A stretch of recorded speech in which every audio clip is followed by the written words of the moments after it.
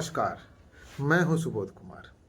America में राष्ट्रपति का चुनाव खत्म हो चुका है। डोनाल्ड ट्रंप की जीत हो चुकी है।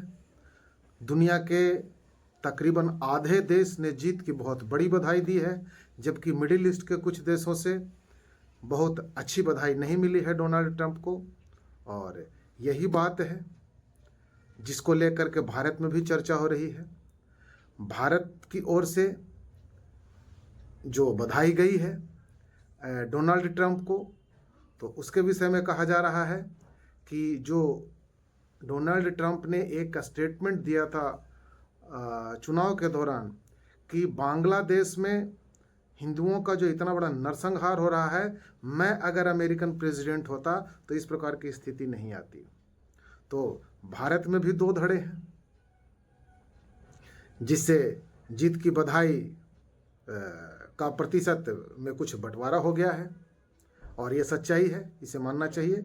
लेकिन भारत की ओर से बहुत अच्छी बधाई गई है डोनाल्ड ट्रंप की जीत पे, ये तय माना जा रहा है। डोनाल्ड ट्रंप भी बहुत गदगद हैं, क्योंकि अमेरिका में भारतीयों की एक बहुत बड़ी संख्या है और जो उनकी प्रतिद्वंद्वी थी वो भी भारतीय मूल की ही थी, तो उसको भी भारतीय मूल के लोगों ने अस्वीकार किया और डोनाल्ड ट्रंप को स्वीकार किया।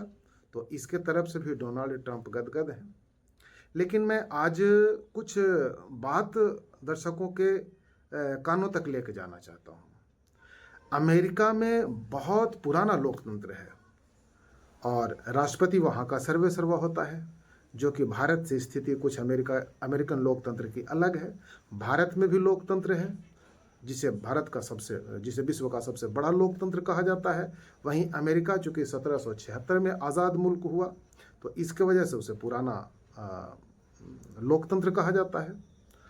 भारत का राष्ट्रपति कथित रूप से तो सर्वे सर्वा होता है, लेकिन अमेरिका में कथित रूप से नहीं बल्कि वास्तविक में वहाँ का अमेरिकन राष्ट्रपति जो होता है अमेरिका के अंदर, वो सर्वे सर्वा होता है। तो इसलिए राष्ट्रपति के चुनाव की भूमिका बहुत बड़ी हो जाती है।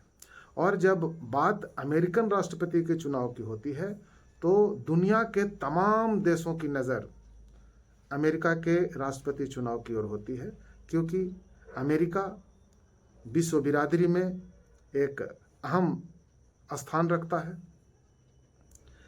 लेकिन ये चुनाव और अमेरिकन लोकतंत्र के विषय में मैं कुछ दर्शकों तक ये बात पहुंचाना चाहता हूं। जिस अमेरिका को हम कहते हैं कि सबसे पुराना लोकतंत्र है, लेकिन एक दुनिया का छोटा देश आइसलैंड अमेरिकन लोकतंत्र को सबसे पुराना नहीं मानता। वहीं आप स्विट्जरलैंड का जिक्र करेंगे तो स्विट्जरलैंड भी अमेरिकन लोकतंत्र को सबसे पुराना नहीं मानता।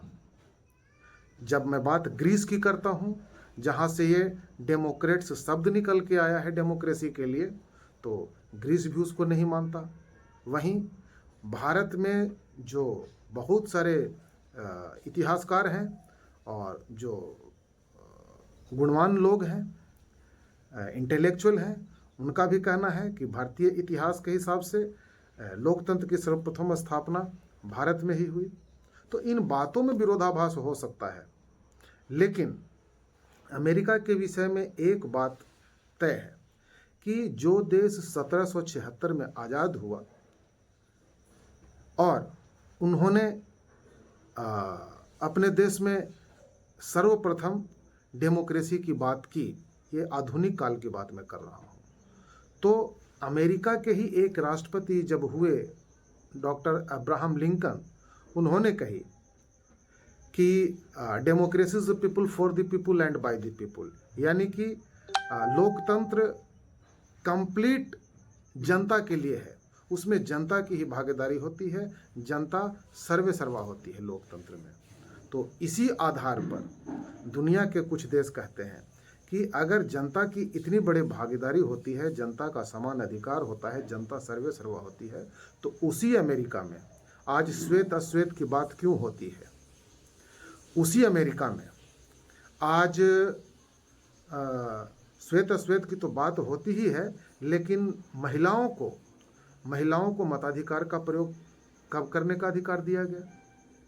ये दुनिया के बहुत सारे जनतांत्रिक देशों के बाद में अमेरिका में वो अधिकार मिला महिलाओं को। लेकिन बात चूँकि ट्रंप के चुनाव की थी, तो मैं बस छोटी सी बात कहूँगा।